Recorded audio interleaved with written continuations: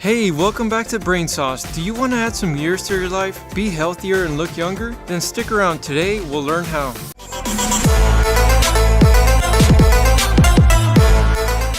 Did you know we spend around a third of our life sleeping? If you live to be 90, then you will have slept around 30 years. And a sad thing is that a lot of people think sleeping is just lost time, and it's just a way to rest when all our important work is done. But sleep is much more important than that. Did you know we can die faster from sleep deprivation than from food deprivation? A sleep study done in the 1980s by researcher Alan Rechtschaffen showed a group of rats all died from sleep deprivation within 2 weeks. And a 17-year-old boy, Randy Gardner, set the record for staying awake in 1965 as a science fair project. He stayed awake for 264 hours or 11 days. By the second day, his eyes stopped focusing. Next, he lost his ability to identify objects by touch. By the third day, he was moody and uncoordinated. At the end, he couldn't concentrate, he had trouble with short-term memory, was paranoid, and started hallucinating. In a study, test subjects who were moderately sleep deprived for only 1 week showed 50% decrease in antibodies. So when we sleep less than 7 hours, our immune system takes a hit and we are more susceptible to illnesses. Another study shows that you have a higher risk of heart disease,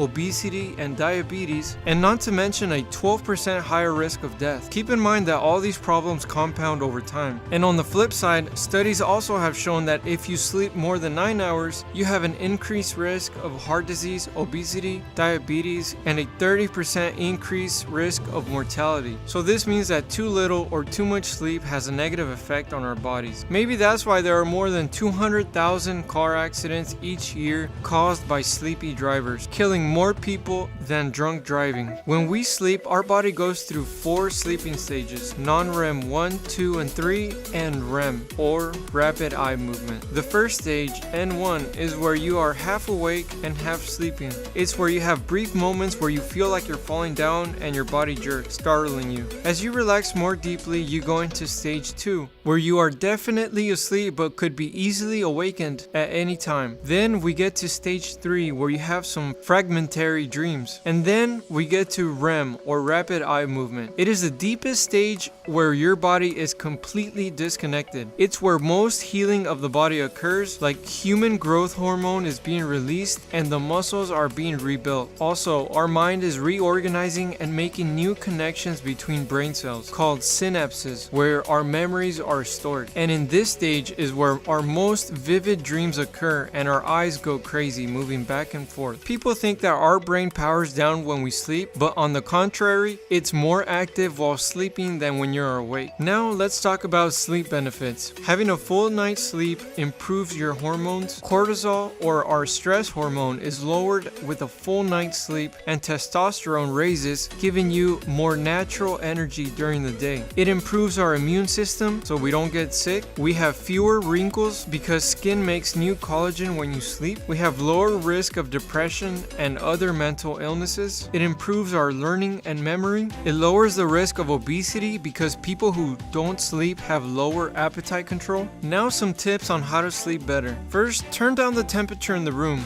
According to the National Sleep Foundation, the optimal range for sleeping is around 60 to 67 degrees Fahrenheit. Next, have a consistent time for sleeping. Have a ritual to wind down and get ready for bed. Next, make your room pitch black, no light whatsoever, so the body can secrete more melatonin. No bright lights 1 hour before bed. That means no cell phone, no computer, no TV, because the blue light coming out of your devices and house lights trick our brain into thinking that it's daytime. You can also buy some blue light blocking glasses, which you can put on 1 or 2 hours before going to bed. Next, exercise earlier in the day, preferably in the mornings. Next, no caffeine, smoking, or energy drinks 8 hours before your bedtime. Also, no alcohol, even though some people feel they fall asleep faster, but the reality is the quality of sleep suffers greatly. Use pillows to align the spine nice and straight, and if you can't sleep, step out of the room, take a walk, stretch, read, or meditate, so your body knows that the bed is only for sleeping and occasionally doing other things. And the final and probably hardest tip to do is during the day, fix your biggest problems or relationships that are bothering you and giving you the most stress. I know this is hard, but it's a fact. You will have more peace of mind with yourself, resulting in better sleep. Try not to take over-the-counter sleeping pills because they can be addicting and can lead to withdrawal, worsening the symptoms. You can also take a 20-minute power nap around 1 to 4 p.m. to re-energize the body and lower cortisol or a stress level in the body, but no longer than 30 minutes because your body will go into a deeper sleep and you will feel groggy when waking up, and it might affect falling asleep at nighttime. So I hope this sparks some curiosity and it motivates you to do your own research. Thanks for watching, and subscribe to our community, which is based on people who really want to improve themselves. Till next time.